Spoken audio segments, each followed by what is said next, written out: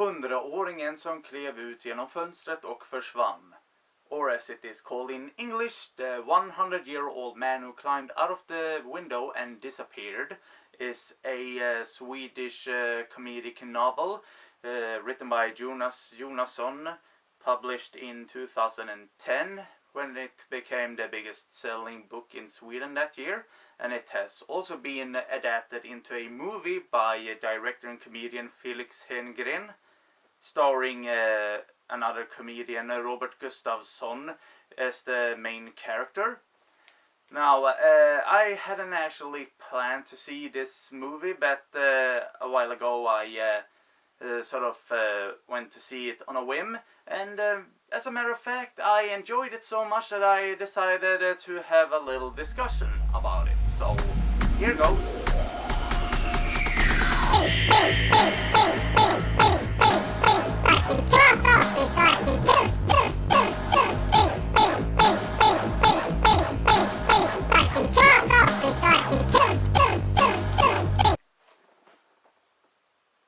Now, the thing about Swedish film, at least internationally, is that it has this reputation of being so serious and dark and angst-filled. Just look at Ingmar Bergman's movies, and also there are these crime films, like police dramas and such. So I always appreciate when we get a chance to show that we have a funny side too, that we can do comedy. Actually, about this movie, this has some very heavy, dark humor in it. You know, not just dark, but even a bit surreal.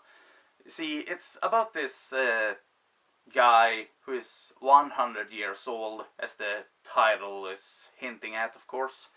So the movie starts with this 100-year-old man, Allan Karlsson, played by Robert Gustafsson, who is probably the most popular comedian in Sweden right now. I mean, I really loved his comedy when I was a kid, and well, in a certain way I still have an appreciation for it, but sadly enough, I have to say that his comedy has gotten very old, which is actually very ironic when I think about it.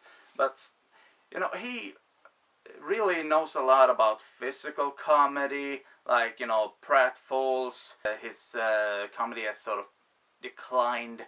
I hate to use that word, but in a way I feel like he needed to reinvent himself, which he definitely has in a way. I mean, he relies a lot on things he knows best, but he has toned it down a lot. I mean, he has played old men very often in the past, and he has often overdone it in a very cartoonish way, but now it really feels convincing. Like, if I didn't know it was him playing this character, and I thought they were simply using a 100-year-old guy to play that role, I maybe wouldn't have thought it was 100-year-old, but it really felt like an actual old person. So the movie starts off with him being at a home for old people. What's the word? He has been there ever since he blew up a fox for killing his cat, because he knows a lot about dynamite and blowing things up. Yeah, so it's his 100th birthday, and they are planning to give him a birthday cake. This lady working there is counting all the candles on the birthday cake, like it actually matters. Like, who's going to count all those candles except her? So all of a sudden he just figures, screw this, I'm out of here. So he opens up the window, steps out, just when there's people gonna come in and sing a birthday song. This birthday song that we usually use in Sweden goes: Ja må han leva, ja må han leva, ja må han leva ut i 100 år, which means yes may he live, yes may he live, yes may he live until he's 100 years old, which he has become. So what's the point of singing that song then? Oh, anyway, so he simply takes a hike, and he really doesn't have any plan for where he's going, and that's simply because his mother taught him not to plan anything in advance. That might be a little strange thing to teach your kid, especially when you're about to die. But here's the thing, Alan's dad was a bit of a nutball, because he kept preaching to people about condoms, like on what is it, International Children's Day, and he actually gets arrested because he never shuts up about it, and then he goes to the Soviet Union and claims his own nation in Moscow that is just 15 square meters big, and he just won't shut this goddamn stupid mouth about those robbers. So, because of that, Alan's mother tells him on the verge of death that he shouldn't think too much, and that's exactly what he does. He does anything but thinks, he just does stuff. And then the movie sort of jumps between his past and present day. So he bumps into this man who is just retired. He has moved into an abandoned train station.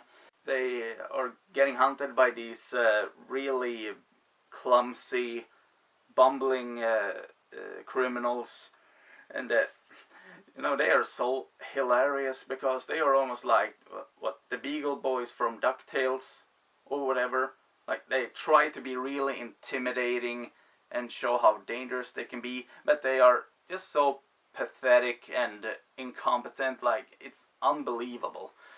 And another thing that I think is hilarious, I don't know if this was intended or not, but see, their symbols that they wear on their leather vests happens to be the Punisher's logotype. I don't know if that was on purpose or if the production designer just picked it out of random, but it just cracks me up that they are trying to pass themselves off as this really threatening criminal gang, and they are wearing the symbol of a character who is famous for being obsessed with killing criminals and just wipe them out without any mercy.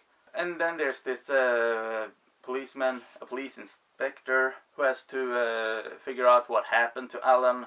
So he has to look for him, but he's not one of these super cops or police inspectors who get obsessed with their cases. He's just somebody who is assigned to a case that he really doesn't want to do. He's more annoyed that he has to look for this 100-year-old. Well, a lot of people have compared this to Forrest Gump, but I also like to think it has a lot in common with Burn After Reading, because in both movies there are these authority figures who get so confused because they have absolutely no idea what in the hell is happening. Same thing here with the police,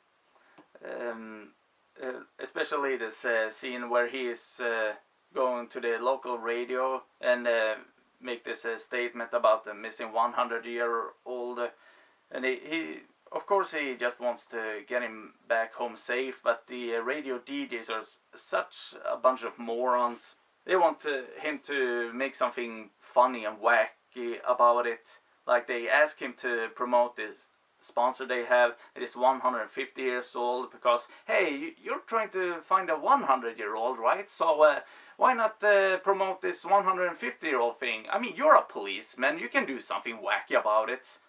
I mean, hello. About Alan's past, when he's a kid, he accidentally blows up this rich guy, when he's taking a leak on top of a hill where he has put some dynamite sticks. So he just gets blown into smithereens. His head lands on the hood of his car with a big thunk. So they put him in a mental institution. Was he 9 years old at this time? And then he gets out of there when he's a grown-up. So he's pretty much like Forrest Gump in that he's he's a grown-up with the mind of a child, because nobody has bothered to educate him in any way. He is completely self-educated.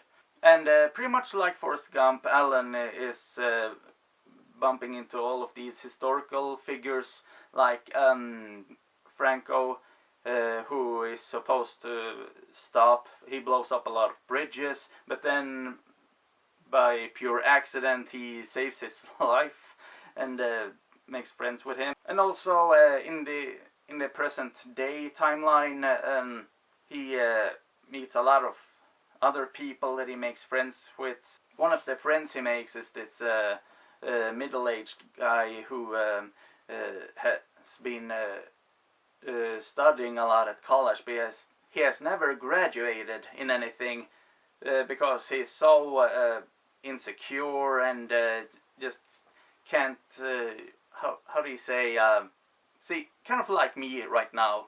I don't know how to finish that sentence, and he doesn't know how to finish his college studies. So, yeah, I actually can relate to that a bit. I mean, it took forever until I got my bachelor's degree in film studies, and there have been a lot of other studies I've been making that I either never finished, or it took me forever to actually do finish. So I really felt like I know how it feels to be in that guy's shoes. And then they all come across this woman, Gunilla, played by Swedish female comedian Mia Skäringer. And she plays this really, I was going to say thick-headed, but I don't know, maybe pig-headed, very obstinate, God, synonyms, how they bother me. Anyway, she's this really headstrong person. There, finally I found the right word for her.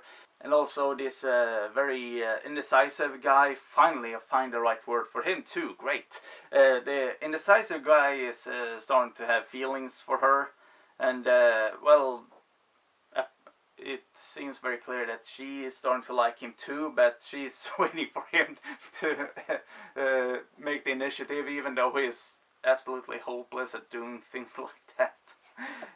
What I really appreciate about this movie anyway is that it has this really strange humor, really dark humor, like people dying left to right, and Alan is so blasé about it. He doesn't really care much, because whatever happens, it happens, whatever.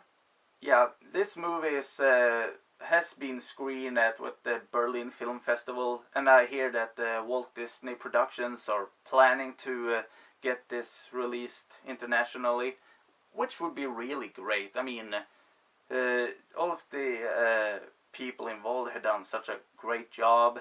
It has gotten 3 nominations in the Guldbagge Awards. It's like the Oscars in Sweden. They didn't actually win any of those prizes, although they got the award that the moviegoers are given to it through a telephone vote. So I was really glad that it got that award, at least, because that's what really matters, what the moviegoers like and what they want to see.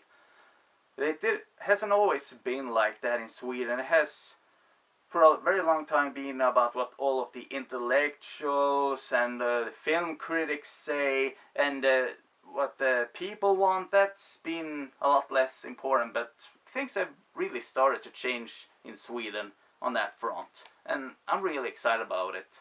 If you're interested in a very strange comedy, and you don't mind dark humor, or you don't mind foreign movies either, and you have a chance to check this out, I suggest you do so. So, peace.